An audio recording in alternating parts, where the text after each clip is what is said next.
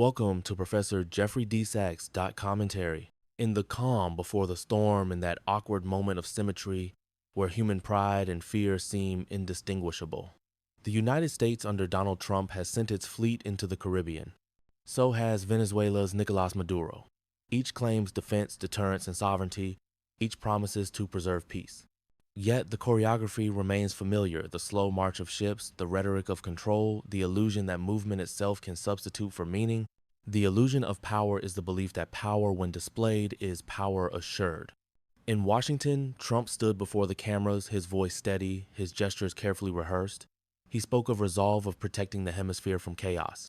In Caracas, Maduro mirrored the scene, uniforms lined up behind him, flags waving the same tone of fear and defiance. Each in his own way performed the same ritual to appear resilient, to demonstrate that leadership is not measured by restraint, but by volume. The historian in him will see in this moment echoes of empires past: Roman legions marching to demonstrate dominance when the treasury was empty, Soviet tanks parading through Red Square when the system itself began to crack. The philosopher in him will call it what it is: a form of theater performed not for the world, but for itself. Power, he says, has a way of erecting mirrors around itself until it can no longer see the world anymore, only a reflection of itself. Both Trump and Maduro are creatures of this reflection. They draw their power not from conviction, but from display. Trump, facing political division at home, reaches out as leaders often do to find an external enemy capable of uniting a fractured electorate.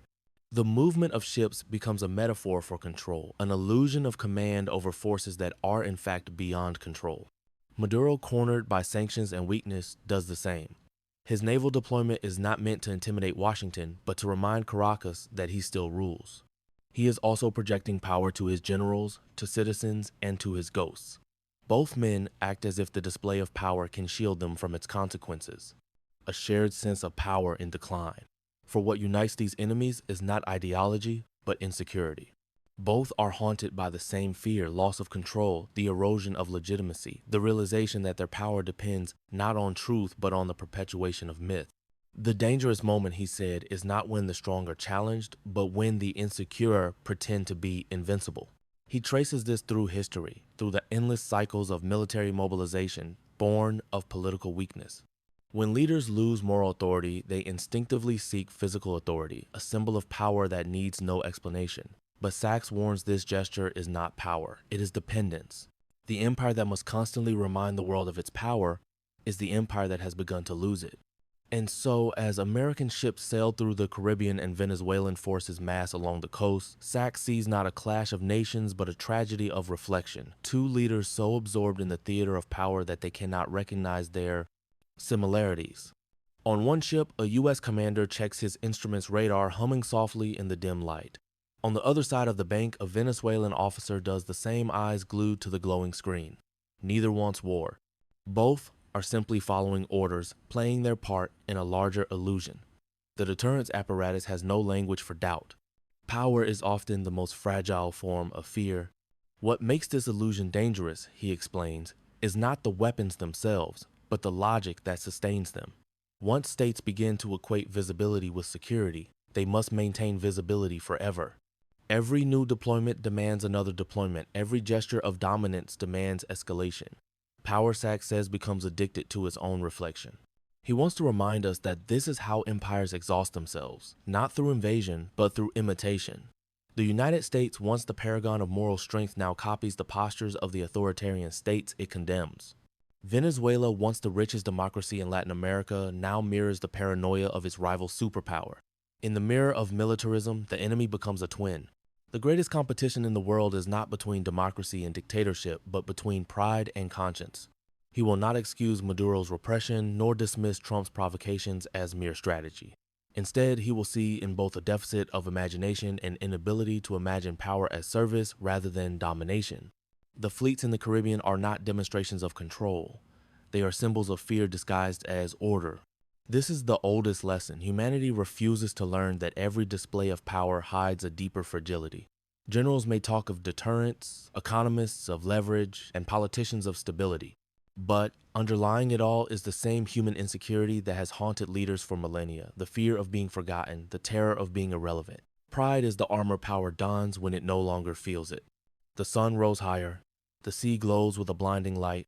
The ships continue their silent dance, two forces circling without touching, two nations pretending to act from strength but slowly revealing their weaknesses. Sachs ends the performance with an image not of violence but of stillness, the calm of a world rehearsing for disaster. He imagines the Caribbean as a mirror, two fleets facing each other, their reflections converging. But look closer, he says, and the line between reflection and reality begins to blur. This is the danger of illusion, the point where illusion becomes indistinguishable from intention. The show of force, he says, is how nations sleepwalk into history's oldest mistake. As the camera lingers on the horizon, the light begins to fade. The ocean darkens to gray. The ships now stand motionless, as if waiting for something beyond their control, a silence deep enough to break the spell of pride. In that silence, Sachs leaves us with a question more haunting than any threat of war. If power is only a show, who will have the courage to stop acting? Evening falls over the Caribbean. The water is red with the last light of day, and the ships that once gleamed with pride of steel are now mere silhouettes, silent, anonymous. The speeches are over, the flags are at half-mast, but the tension remains. The sea holds its breath as if aware that humanity is once again challenging history to repeat itself. With the silence, with the sunset, the illusion of power has been played out in the daylight. What remains now is the price. Pride always comes at sunset, Sachs would remind us. The tragedy of power, he writes, is that it confuses visibility with virtue. The world has watched Trump and Maduro strut across an ocean that has seen too many wars, too many empires, too many flags raised and lowered. Both men stand on the same moral precipice, fear of being seen as weak, a refusal to listen, an addiction to defiance. The Caribbean, seemingly calm, becomes a mirror of their pride, beautiful, vast, but deadly shallow. In Washington, the rhetoric grows harsher. Words like ready and resolve re-enter the political vocabulary. In Caracas, the language reflects it: defense, sovereignty, honor. Each word carries weight, but each word is further removed from the truth. Sachs will focus on this, how the language of conflict always masks a moral void.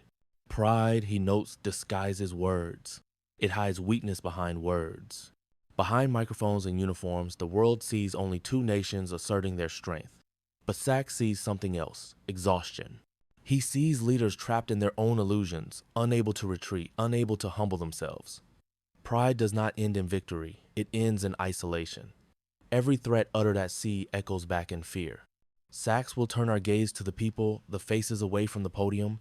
The fisherman with his net constrained by the expanding military zone. The mother is coaxing her child as a jetliner flies overhead. The student is reading the newspaper headlines and wondering whether his future will be measured in dollars or in casualties. In the theater of power, these people are mere extras, nameless, invisible, but they are the ones who suffer the consequences of a performance they never attempted. War, Sachs reminds us, is not a failure of the army. It is a failure of the imagination. He often describes in cinematic detail a harbor at dusk. A boy sits on the shore of La Guaira watching a Venezuelan frigate drift out to sea. Its engines roar, its sailors wave. To him, it looks heroic, a bright light on the dark water, but to Sachs, it looks like a tragedy in waiting. The machine of pride is always majestic before it collapses. In Washington, Trump's advisors talk about deterrence and strategy. They calculate risk in percentages, forgetting that the calculus of war is written in lives. Maduro's ministers talk about resistance invoking sovereignty as if defiance were a moral virtue. But Sachs warns that when morality becomes a weapon, it hurts both the wielder and the world. Pride, he writes, is the enemy of vision. It blinds leaders to the humanity that power was created to serve. He reminds us that, contrary to popular belief, peace is not the absence of confrontation, but the presence of understanding. Yet understanding requires humility, and humility is the one quality modern politics cannot afford. In an age where power is a spectacle, reflection is a sign of weakness. Sachs will reflect on the cyclical nature of pride, how nations like people repeat the same mistakes under different flags. He will recall how the Caribbean, once the playground of empire, has always been a stage for hubris. Spain, England, France, the United States, each came here to demonstrate dominance, each leaving behind fragments of forgotten glory. The seas remember what nations forget: that no power lasts forever. Empires die not because they are defeated, but because they cannot imagine life without domination. In Trump's America, power has become a spectacle. In Maduro's Venezuela, it has become survival. Both are forms of despair, dressed up as ritual. Both reveal the same emptiness beneath the grandeur of power.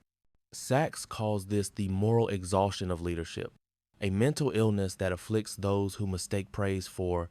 The camera shifts again, panning across the sea. The night is darker now, the stars faint.